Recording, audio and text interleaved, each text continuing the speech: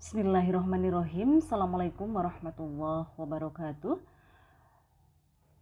Puji dan syukur kita panjatkan kehadirat Allah Subhanahu wa taala. Alhamdulillah bertemu kembali dengan saya Lilis Nurteti. Pada video kali ini saya akan menyampaikan tentang komponen-komponen pembelajaran. Gimana para audiens, teman-teman mahasiswa pada sehat semua? Semoga kita semua senantiasa berada dalam keadaan sehat walafiat. Ya, berkaitan dengan komponen pembelajaran yang tentunya akan dibahas pada video kali ini, menyangkut di dalamnya ada tujuan pembelajaran, materi pembelajaran, metode pembelajaran, begitu juga media pembelajaran dan evaluasi pembelajaran. Ya, berkaitan dengan komponen pembelajaran, kita harus mengetahui terlebih dahulu apa sih yang disebut dengan komponen ya. Dalam proses pembelajaran ini menyangkut berbagai hal ya, tidak hanya satu aspek tapi menyangkut berbagai aspek ya. Komponen sendiri itu dinyatakan dalam berbagai referensi sebagai bagian-bagian atau unsur-unsur yang tentunya saling berkaitan, begitu juga saling mempengaruhi antara satu bagian dengan bagian yang lainnya, yang tentunya itu ada dalam sebuah sistem.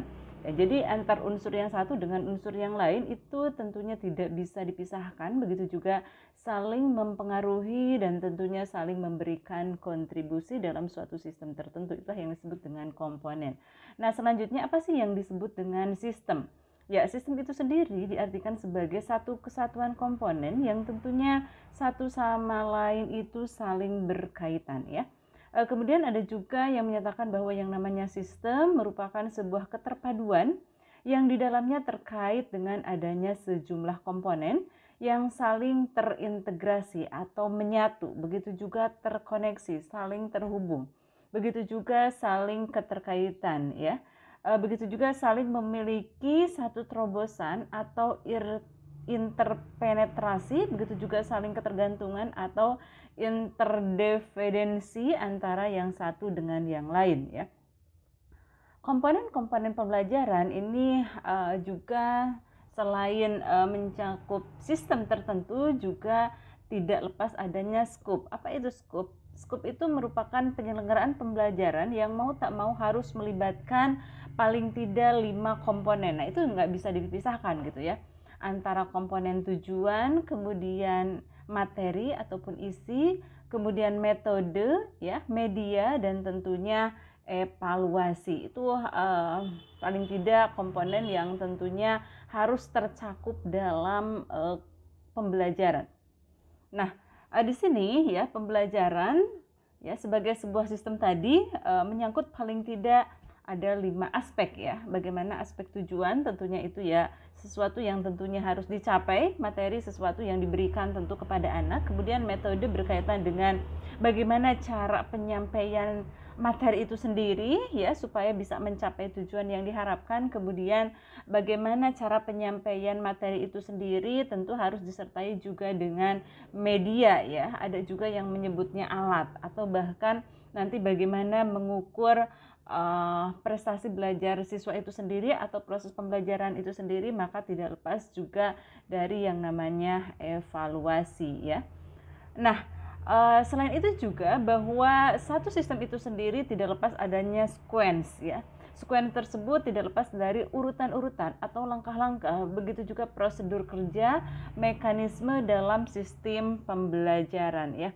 Kalau kita melakukan proses pembelajaran, apakah kita lebih memikirkan kepada materi atau bahkan pengalaman belajar siswa, aktivitas belajar siswa?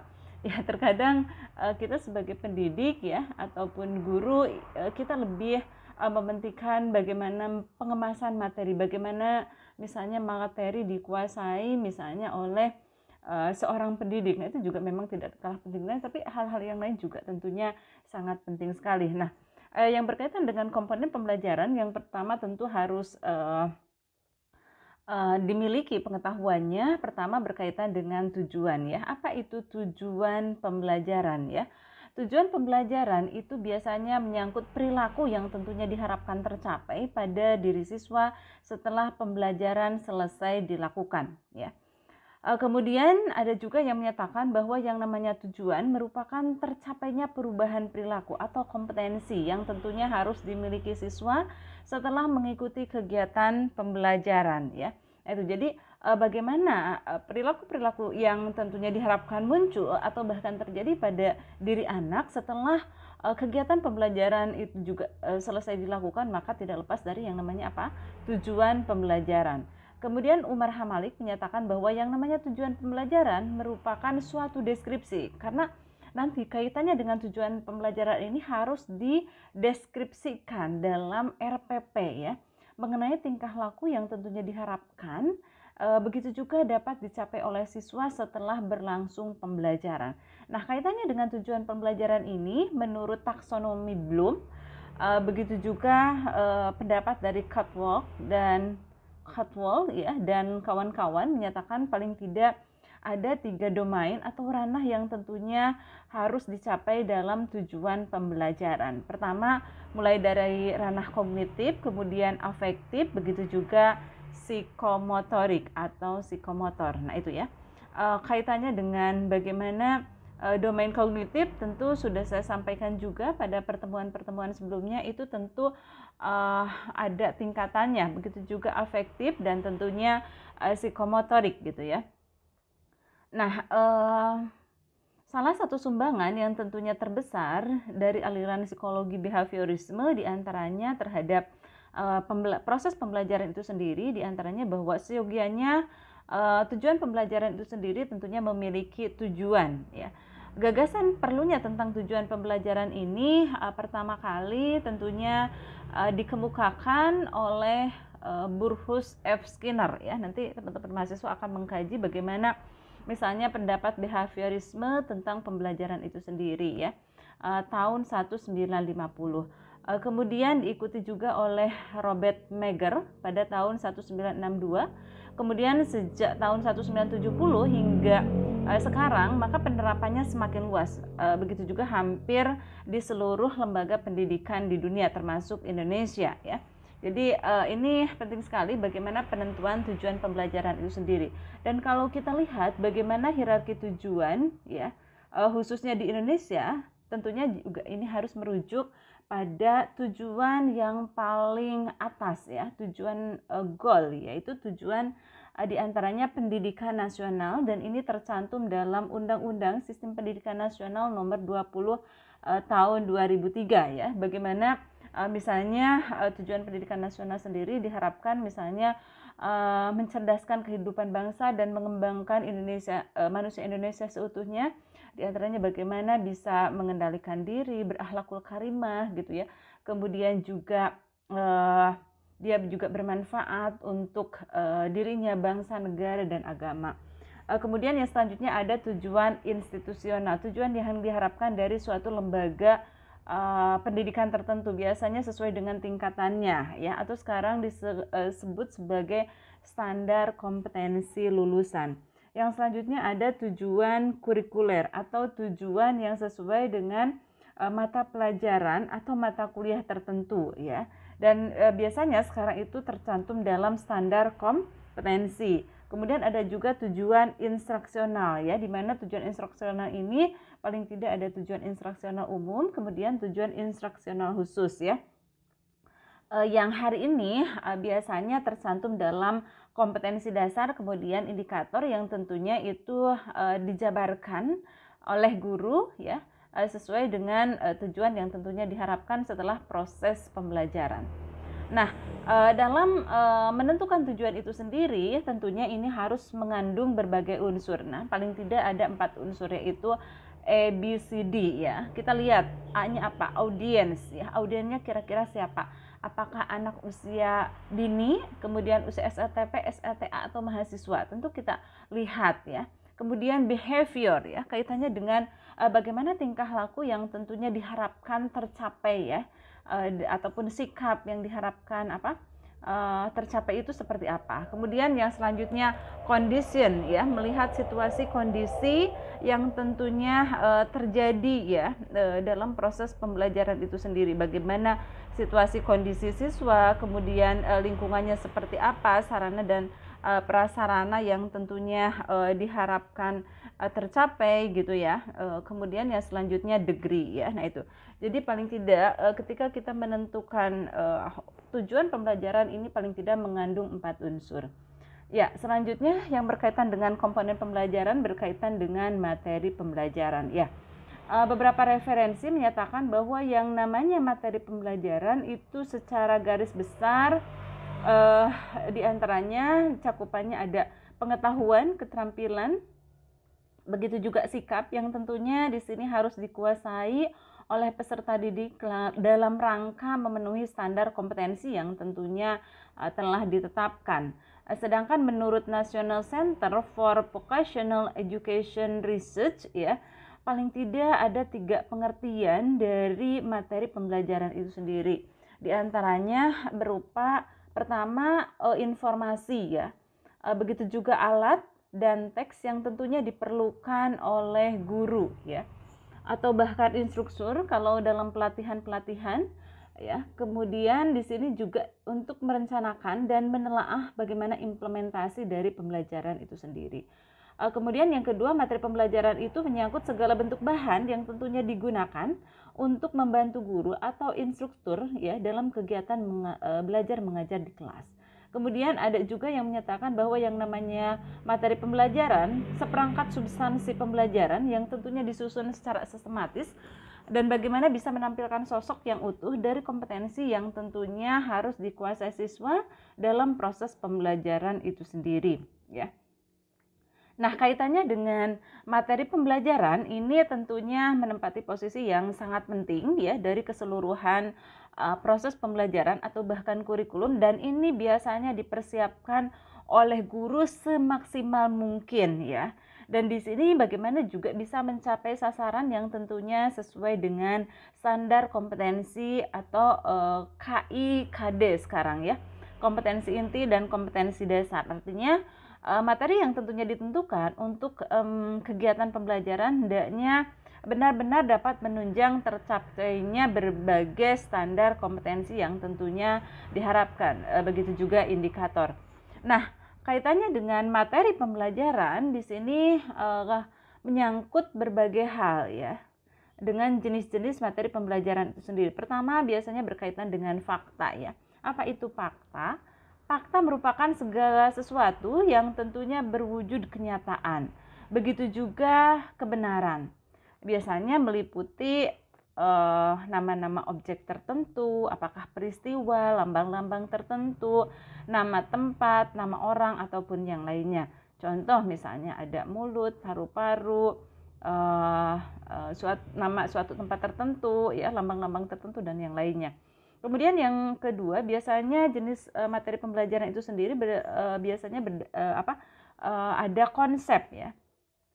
Konsep itu apa? Konsep itu merupakan segala yang berwujud berupa pengertian-pengertian baru yang bisa timbul sebagai hasil pemikiran, dan biasanya di dalamnya ada definisi, pengertian, ciri-ciri, hakikat sesuatu misalnya. Sebagai contoh misalnya hujan tropis di Indonesia sebagai sumber plasma nutfah misalnya, atau bahkan usaha-usaha pelestarian keanekaragaman hayati Indonesia secara di Indonesia bisa dilakukan secara beragam gitu ya. Nah itu.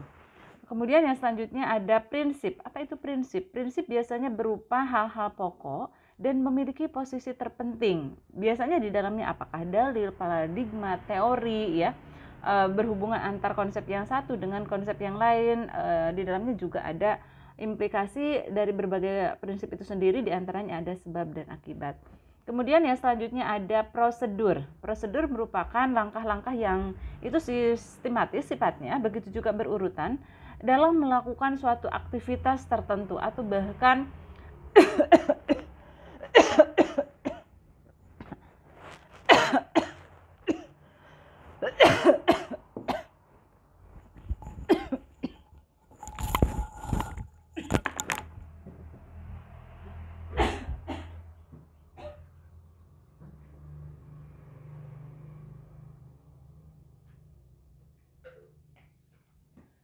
Dalam suatu kronologi tertentu biasanya ada suatu sistem yang tentunya mengatur ya. Contoh dari prosedur itu sendiri misalnya langkah-langkah bagaimana misalnya melakukan perumusan masalah, observasi, menarik kesimpulan dan lain-lain ya. Selanjutnya biasanya berkaitan dengan sikap ataupun nilai, definisi, kemudian preposisi ya. Nah, dalam penentuan materi pembelajaran itu sendiri ini juga harus memperhatikan paling tidak beberapa prinsip, diantaranya prinsip relevansi atau kesesuaian, di mana materi pembelajaran hendaknya relevan dengan pencapaian standar kompetensi atau sekarang KI, KD dan tentunya indikator. Misalnya jika kemampuan yang diharapkan dikuasai oleh peserta didik berupa misalnya menghafal fakta, maka materi pembelajaran yang diajarkan itu harus tentunya berupa fakta, bukan konsep atau prinsip ataupun jenis materi yang lain. Selanjutnya harus konsistensi atau keajegan ya. Jadi jika kompetensi dasar yang diharapkan harus dikuasai misalnya oleh peserta didik, misalnya ada 2, maka materi yang diajarkan juga harus meliputi 2 macam ya. Selanjutnya adekuensi atau kecukupan, di mana materi yang diajarkan hendaknya juga cukup memadai dalam membantu peserta didik menguasai kompetensi yang tentunya diajarkan. Materi tidak boleh terlalu sedikit atau bahkan terlalu banyak. Jika terlalu sedikit, biasanya kurang membantu tercapainya standar kompetensi ataupun kompetensi dasar atau bahkan sebaliknya. Selanjutnya dalam pengembangan materi ajar pun guru harus mengidentifikasi atau bahkan mempertimbangkan berbagai hal. Pertama biasanya berkaitan dengan kompetensi peserta didik, apakah kaitannya dengan potensi misalnya intelektual, emosional, spiritual, begitu juga yang lainnya. Kemudian relevansi dengan karakteristik daerah tertentu misalnya. Jika peserta didik berada di daerah pantai misalnya, maka pengembangan materi yang tentunya diupayakan agar selaras dengan kondisi masyarakat pantai misalnya. Kemudian juga tingkat perkembangan siswa ya, baik itu fisik, intelektual, emosional, sosial, spiritual ataupun yang lainnya. Kemudian juga harus bermakna bagi peserta didik. Nah itu ya. Jadi pengembangan materi pembelajaran diupayakan agar manfaatnya dirasakan oleh peserta didik, apakah dalam waktu yang relatif singkat setelah suatu materi pembelajaran dilaksanakan atau bahkan pada masa yang akan datang ya. Begitu juga alokasi waktunya juga harus sesuai ya. Kemudian cakupan materi pembelajaran juga karena ini yang diharapkannya sesuai dengan tujuan pembelajaran, paling tidak mencakup berbagai aspek, apakah aspek kognitif, afektif maupun psikomotor. Begitu juga harus dipertimbangkan keluasan materinya, kecakupan, begitu juga memadainya cakupan materi yang tentunya perlu diperhatikan gitu ya. Nah itu. Selanjutnya yang tentunya berkaitan dengan komponen pembelajaran yang tentunya harus diperhatikan berkaitan dengan metode pembelajaran ya. Metode menurut Jamaluddin dan Abdullah Ali dalam Kapita Selekta Pendidikan Islam itu paling tidak berasal dari kata meta ya, yang artinya melalui, dan hodos yaitu jalan. Jadi apa itu metode? Merupakan jalan yang tentunya harus ditempuh atau dilalui untuk mencapai suatu tujuan tertentu. Sedangkan menurut Depag RI dalam buku metodologi PAI ya, metode itu diartikan sebagai cara kerja yang tentunya ini bersistem ya, seperti misalnya sistem kerja tubuh, kerja komputer gitu ya. Ada sistem-sistem tertentu yang tentunya itu saling berkaitan dan memang tidak bisa dipisahkan. Untuk apa? Untuk memudahkan pelaksanaan suatu kegiatan guna mencapai tujuan yang tentunya diharapkan ya. Sedangkan menurut WJS Purwadarminta dalam Kamus Besar Bahasa Indonesia, metode diartikan sebagai cara kerja yang tentunya bersistem ataupun cara kerja yang tentunya teratur, begitu juga terpikir secara baik untuk mencapai suatu maksud tertentu. Nah, dari definisi yang sudah dipaparkan tadi bisa diambil kesimpulan bahwa yang namanya metode merupakan jalan atau cara yang tentunya harus ditempuh oleh seseorang untuk mencapai tujuan yang tentunya diharapkan. Dan biasanya tujuan itu sendiri juga sudah ditentukan sejak awal ya. Kemudian metode juga ya lebih sederhananya yaitu cara ya bagaimana bisa mencapai tujuan, dan bahan itu tentunya bisa dicapai dalam waktu yang relatif singkat, lebih efisien, efektif, dengan target yang tentunya lebih efektif lagi. Artinya tercapai semua tujuan pembelajaran yang tentunya kita harapkan ya. Nah, secara garis besar metode itu sendiri sebenarnya banyak, tapi paling tidak ada dua. Pertama ada metode ekspositorik, kemudian metode heuristik. Metode ekspositorik merupakan metode yang menekankan aktivitas belajar pada diri siswa, sedangkan metode heuristik merupakan metode yang lebih mengaktifkan siswa untuk belajar. Nah, dalam beberapa referensi yang lain ya, menurut misalnya Nana Saudi menyatakan bahwa yang namanya metode itu memang banyak sekali. Ada metode ceramah, tanya jawab, diskusi, resitasi, kerja kelompok, demonstrasi, eksperimen gitu ya, sosiodrama, problem solving atau role playing ya, kemudian juga latihan sampai akhirnya simulasi ya. Selanjutnya bagaimana sih faktor-faktor yang tentunya mempengaruhi pemilihan dalam metode itu sendiri ya. Dalam pemilihan metode ini kita harus memperhatikan beberapa faktor, diantaranya pertama berkaitan dengan faktor siswa atau peserta didik, di mana dalam pemilihan suatu metode pembelajaran di sini harus menyesuaikan dengan tingkatan jenjang pendidikan siswa. Karena anak usia SD dengan SLTP, SLTA berbeda. Begitu juga anak usia SD misalnya ada kelas rendah, ada kelas tinggi. Nah, itu juga harus kita pikirkan. Penerapan metode juga di sini harus diterapkan dari yang sederhana menuju yang kompleks ya. Nah, itu. Tetapi bagaimana semua itu saling berkaitan ya. Kemudian kita juga harus memikirkan dengan tujuan yang tentunya akan dicapai ya, bahwa setiap pelaksanaan pembelajaran ini tidak lepas dari yang namanya tujuan yang hendak dicapai ya. Nah, penyelenggaraan pembelajaran ini bertujuan tentunya agar peserta didik sebagai warga belajar bagaimana bisa memperoleh pengalaman belajar, begitu juga menunjukkan perilakunya ya, dimana perubahan itu sendiri tentu adanya perubahan perilaku itu ke arah yang tentunya positif, begitu juga bisa bertahan dalam jangka waktu yang lama. Nah, itu. Kemudian faktor yang selanjutnya yaitu materi pembelajaran ya. Nah, biasanya suatu materi itu memiliki apakah tingkat kedalaman, keluasan, kerumitan yang tentunya berbeda-beda. Materi pembelajaran dengan tingkat kesulitan yang tinggi biasanya menuntut langkah-langkah apakah analisis ya, sintesis ataupun yang lainnya, maka itu juga harus ada skupannya ya, cakupannya. Dimana dengan pemilihan metode pembelajaran yang tepat biasanya mampu memberikan arahan untuk mengatasi tingkat kesulitan suatu materi pelajaran tertentu. Selanjutnya yang harus diperhatikan juga situasi pembelajaran. Nah, itu ya.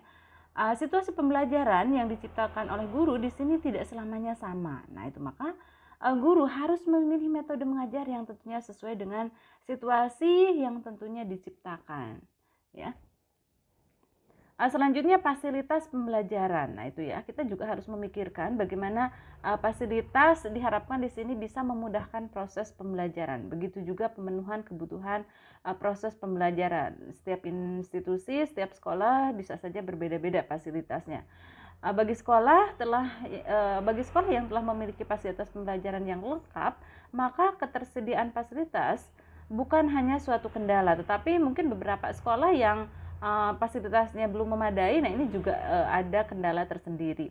Selain itu, waktu pembelajaran atau alokasi waktu, nah ini juga harus disesuaikan. Oh, ini waktunya sekian menit, maka harus disesuaikan juga. Kemudian guru, nah itu tidak kalah pentingnya. Biasanya kurangnya penguasaan terhadap metode tertentu itu menjadi kendala tersendiri, apakah dalam memilih, menentukan, atau bahkan mengembangkan metode itu sendiri. Maka paling tidak guru ini harus menguasai ataupun mengetahui ya, memahami bagaimana berkaitan dengan metode pembelajaran. Nah, selanjutnya berkaitan dengan media. Nah, ini juga tidak kalah penting ya. Kata media sendiri itu berasal ataupun bentuk jamak dari kata medium. Nah, itu berasal dari bahasa Latin yang berarti pengantar atau perantara. Sedangkan dalam konteks pembelajaran sendiri, media diartikan sebagai segala sesuatu yang tentunya dapat menyalurkan pesan atau materi ajar dari guru sebagai komunikator kepada siswa sebagai komunikan, atau bahkan sebaliknya. Karena dalam proses pembelajaran ini sendiri tidak hanya satu arah, tapi mencakup dua arah atau bahkan berbagai arah. Nah, secara sederhana, sarana itu sendiri merupakan semua sarana ataupun alat yang tentunya diperbantukan dari pengirim pesan kepada penerima pesan agar pembelajaran menjadi lebih efektif, begitu juga lebih efisien ya. Nah, apa saja sih jenis-jenis media dalam proses belajar dan pembelajaran itu sendiri? Ya, secara garis besar sebenarnya media pembelajaran itu paling tidak mencakup 4 aspek ya. Ada media yang sifatnya visual, audio, kemudian audio visual, dan multimedia. Sedangkan jenis media menurut referensi yang lain ya, apalagi sekarang ya teman-teman mahasiswa, banyak sekali media-media yang bisa digunakan dalam pembelajaran. Ada media elektronik, media cetak gitu ya, web, YouTube gitu ya, dan yang lainnya, media grafis sederhana atau bahkan realita. Ya, yang selanjutnya berkaitan dengan evaluasi. Apa itu evaluasi?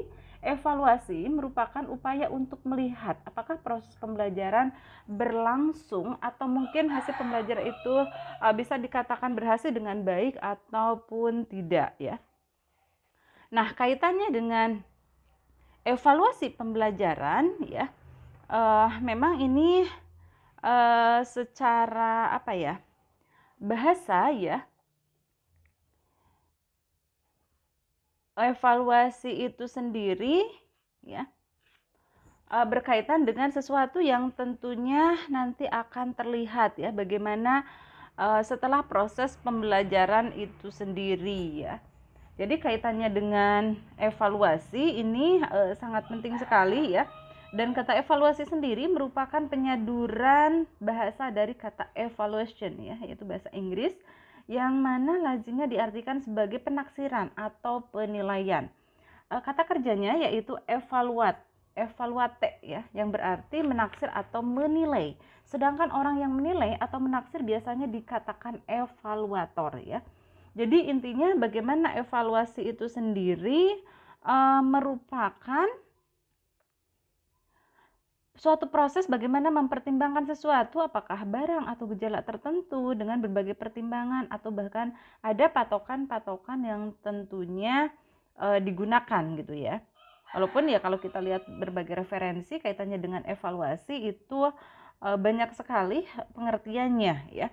Nah, secara garis besar evaluasi ini ya terbagi dua. Ada evaluasi yang sifatnya formatif, kemudian ada juga evaluasi yang sifatnya sumatif. Evaluasi formatif itu biasanya bertujuan untuk melihat, begitu juga memprediksi suatu proses dilakukan dalam proses pembelajaran ya. Biasanya dari sejak awal ya, bahkan ketika bagaimana proses pembelajaran itu berlangsung ya. Nah,